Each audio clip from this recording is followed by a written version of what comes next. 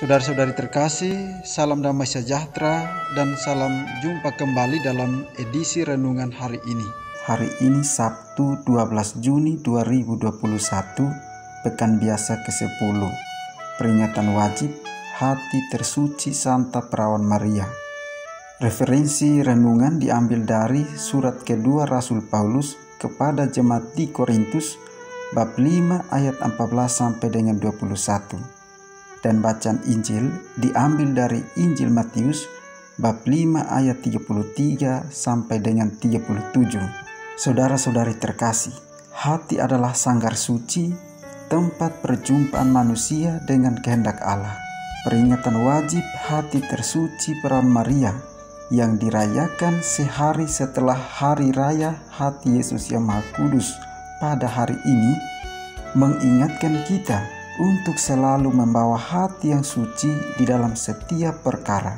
Di dalam hati kita itulah Allah menjumpai kita.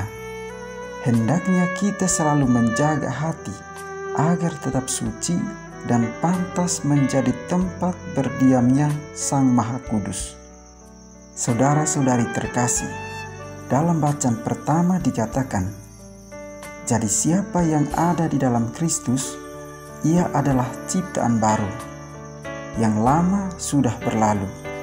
Sesungguhnya yang baru sudah datang."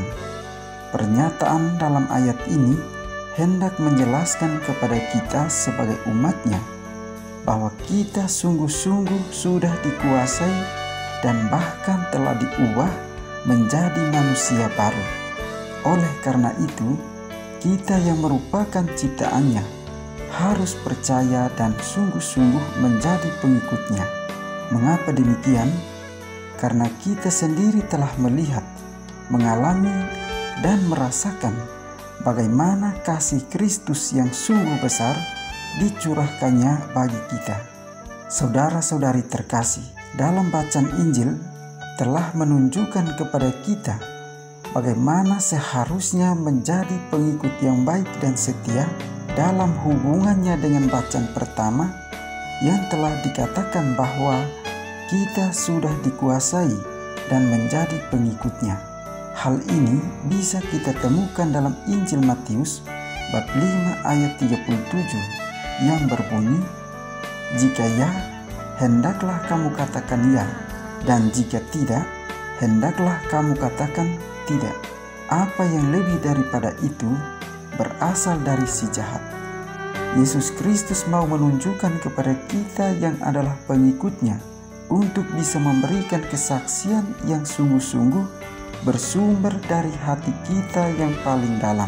Maka dari itu, bila kita melaksanakan apa yang menjadi ajaran dari Tuhan kita Yesus Kristus, kita percaya bahwa hidup kita akan membawa berkat bagi banyak orang serta menghasilkan buah-buah kebaikan lainnya. Saudara-saudari terkasih, melalui peringatan hati tersuci Santa Perawan Maria hari ini menjadi bukti bagi kita bahwa Bunda Maria merupakan pengikut yang setia. Itu bisa kita lihat dalam ketulusan hati dari Bunda Maria. Ketulusan hati Bunda Maria telah menghasilkan buah-buah kebaikan, dan itu telah menjadi teladan bagi kita sebagai pengikut atau murid Kristus. Bunda Maria adalah sosok pribadi yang rendah hati, percaya sepenuhnya akan rencana serta penyelenggaraan Tuhan dalam dirinya, memiliki cinta terhadap sesama, dan selalu tabah dan tenang dalam menghadapi setiap kesulitan bersama putranya. Hal-hal baik inilah yang harus kita teladani dari pribadi Bunda Maria yang adalah sebagai Ibu Tuhan kita Yesus Kristus. Hal-hal baik inilah yang harus kita teladani dari pribadi Bunda Maria yang adalah sebagai Ibu Tuhan kita Yesus Kristus. Walaupun seorang Ibu Tuhan, ia tetap menjadi hamba Tuhan yang rendah hati. Bunda Maria memiliki ketaatan iman sepanjang hidupnya. Untuk itu, marilah kita juga menghidupi sebagaimana dikatakan dalam Mazmur bab 103 ayat 2. Pujilah Tuhan, hai jiwaku, dan janganlah lupakan segala kebaikannya. Saudara-saudari terkasih, perayaan hati tersuci Bunda Maria hendaknya membawa dampak tersendiri dalam setiap aneka peristiwa hidup kita semua. Maria telah menunjukkan ketaatan imannya kepada Tuhan. Bunda Maria telah rela menaklukkan kepentingannya sendiri di bawah kepentingan Allah. Bunda Maria menginspirasi kita untuk kembali menghidupkan suatu suasana hati yang selalu tampil jujur tanpa manipulasi apapun, serta hati yang mampu mengasihi tanpa menuntut. Apakah kita bisa menyerupai hati Bunda Maria? Kiranya Tuhan memberkati kita.